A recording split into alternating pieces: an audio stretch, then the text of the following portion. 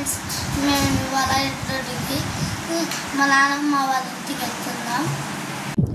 Hi guys, welcome to Maurya and Shaurya family. ఈరోజు మేము ఎర్రదొడ్డి గంగమ్మ దగ్గరికి వెళ్తున్నాము. అక్కడ ఎంట్రన్స్లో ఒక ఆర్చ్ వస్తుంది. ఆర్చ్ దాటుకొని వెళ్ళాక ఎర్రదొడ్డి గంగమ్మ టెంపుల్ వస్తుంది. ఇది మేము ఈ దృశ్యాలన్నిటిని మీకు చూపిస్తాము. మాతో పాటు మీరు కూడా ఎంజాయ్ చేయండి. ఎర్రదొడ్డి గంగమ్మ గుడి ఎక్కడ ఉంది అంటే సత్యసాయి డిస్టిక్ కదిరికి 5 కిలోమీటర్స్ల దూరంలో ఉంది. ఇక్కడ వెళ్తున్న దారిలో చూడండి, టెంపుల్ కింద ఒక చెరువు వస్తుంది.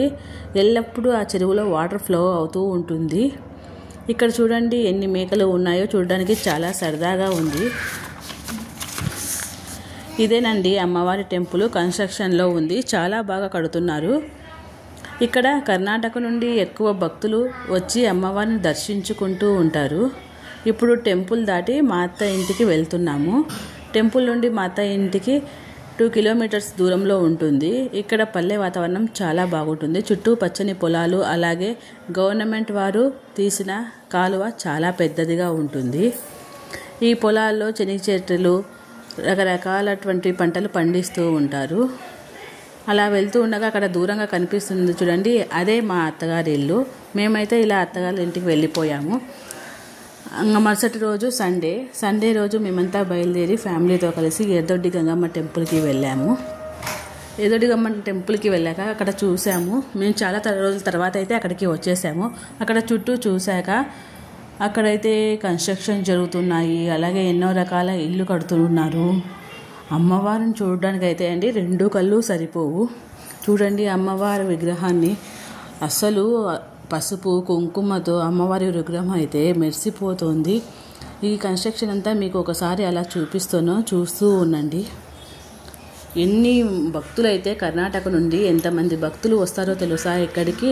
వాళ్ళ మొక్కులు తీర్చుకున్న తర్వాత యాట్లు కొడుతుంటారు. మేకలు, గొర్రెలు, కొంతమంది దున్నుపోతులను కూడా బలి ఇస్తూ ఉంటారు.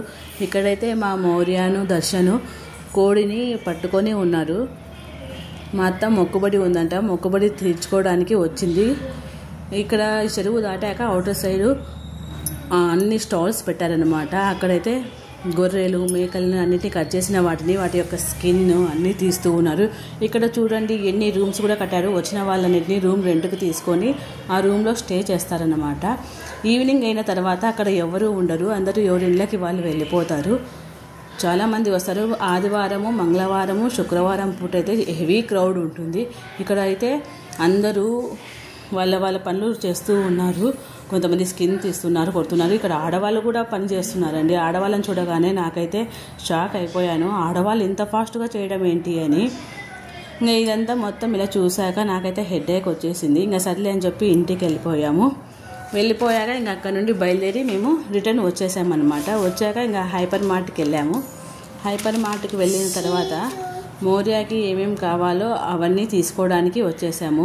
ఇంకా నెక్స్ట్ డే నుండి స్కూల్ స్టార్ట్ అవుతుంది కదా, అందుకని మౌర్యకి ఏమేమి కావాలో అవన్నీ తీసుకుందామని చెప్పి వచ్చి బాటిల్, బ్యాగు, తర్వాత షార్ప్నర్, పెన్సిల్స్ అవన్నీ తీసుకుందామని వచ్చారు. కానీ మనకి కావాల్సినవి తీసుకోవడం కంటే మేము ఇంట్లో సరుకులు కూడా తీసుకోవడం వచ్చింది. ఎప్పుడైనా షాపుకు రాని ఒకటి కొనబోయి ఇంకోటి కొనేస్తాము. ఇంకా ఇంటికి వచ్చాక మా దర్శన్ అయితే ఫ్రెంచ్ ఫ్రైస్ రెడీ చేయడానికి రెడీ అయిపోయాడు.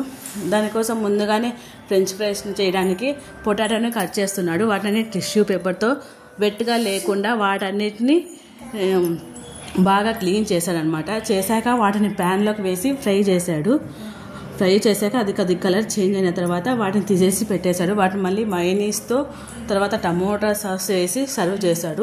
కానీ నేను ఎక్స్పెక్ట్ చేయలేదు మా దర్శన్ ఇంత బాగా చేశాడని. నేను అస్సలు అనుకోలేదు. బాగానే చేశాడు. ఇంతకుముందు చేశాడో ఏమో నాకు తెలీదు, కానీ పర్ఫెక్ట్గా చేశాడు. చూడండి ఎంత బాగా చేశాడు మా దర్శన్. ఇంకా అవన్నీ మేమందరు తినేసాక ఫ్యామిలీ అంతా ఇంకా నెక్స్ట్ డే అయింది. నెక్స్ట్ డే ఇంకా మౌర్య స్కూల్కి వెళ్ళాలి కదా, అందుకు ఇంకా మౌర్యకి అన్నీ రెడీ చేస్తున్నాం అన్నమాట. మౌర్య రెడీ అవుతున్నాడు. చూడండి ఎలా రెడీ అయ్యాడు. రెడీ అయిపోయి ఇంకా స్కూల్కి వెళ్ళిపోతున్నాడు. ఈ డ్రెస్ కొత్తది వేసుకున్నాడు. నేను ఫస్ట్ డే కదా కొత్త డ్రెస్ వేసుకుంటానని చెప్పి కొత్త డ్రెస్ వేసుకున్నాను. మీకు ఈ వీడియో నచ్చినట్లయితే లైక్ చేయండి.